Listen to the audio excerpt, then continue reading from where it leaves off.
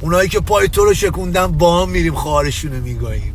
اونایی که پای اونا رو شکوندن کس خاره پاشون. فهمیدی؟ من خودم اینجور شعرها رو دوست دارم. مثلا همین میتونم این شعرم بگم مثلا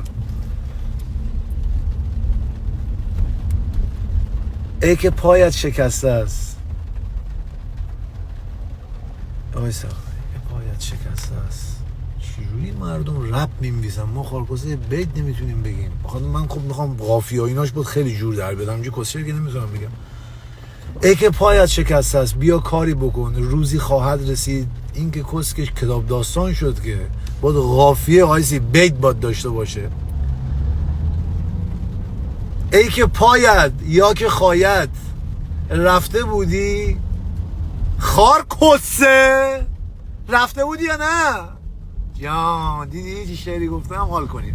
بذار من برم دیگه تصادف میکنم. هوا داره سیل میاد. خارکوسه افتضاح.